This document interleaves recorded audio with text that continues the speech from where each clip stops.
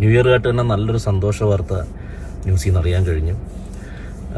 നമ്മുടെ കുറേ പാവങ്ങൾ, അതായത് ഒരു 12,000-ഓളം വരുന്ന, കറക്റ്റ് പറയുകയാണെങ്കിൽ ന്യൂസിൽ ഞാൻ കണ്ടത് 11,600 പേര് കലയിൽ പ്രവർത്തിക്കുന്ന സ്ത്രീകൾ, കലാകാരികൾ ചേർന്ന് നടത്തിയ, നമ്മുടെ കലൂർ സ്റ്റേഡിയത്തിൽ നടത്തിയ അതിമനോഹരമായ ആ നൃത്തത്തിൻ്റെ ക്രെഡിറ്റ് കൊണ്ടുപോകാൻ ഒരാൾ, പഴയൊരു നടി ദിവ്യ ഉണ്ണി, അത്രയും പേരുടെ അധ്വാനത്തിൽ ഒരൊറ്റ വ്യക്തി വന്ന ഗിന്നസ് ബുക്കിൽ കയറിയ ഒരു പോക്കൃത്തരം ന്യൂ ഇയറിൽ നടന്നിരുന്നു.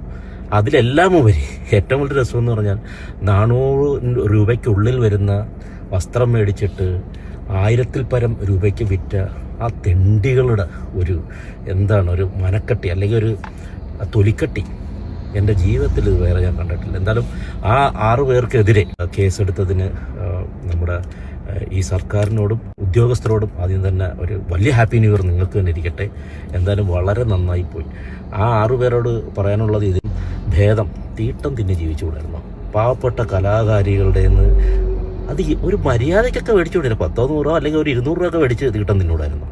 ഇതൊരു 1000-ന് മേളിൽ ഈ വന്ന കലാകാരികളെല്ലാം കോടീശ്വരരല്ല, ഓരോ വ്യക്തികളുടെയും, അതായത് ചെറുപ്രായം മുതൽ വൃദ്ധർ വരെയുള്ളവരോ വന്നെന്നാണ് ഞാൻ കേട്ടത്. അവരെ നിന്നൊക്കെ ഇങ്ങനെ പൈസ അടിച്ചിട്ട് നീയൊക്കെ തീട്ടം തിന്നിങ്ങനെ ജീവിക്കാൻ നാണമില്ലേ? എന്തായാലും ഇവർക്കൊക്കെ എതിരെ കേസെടുത്തതിന് ഒരു big salute and happy new year.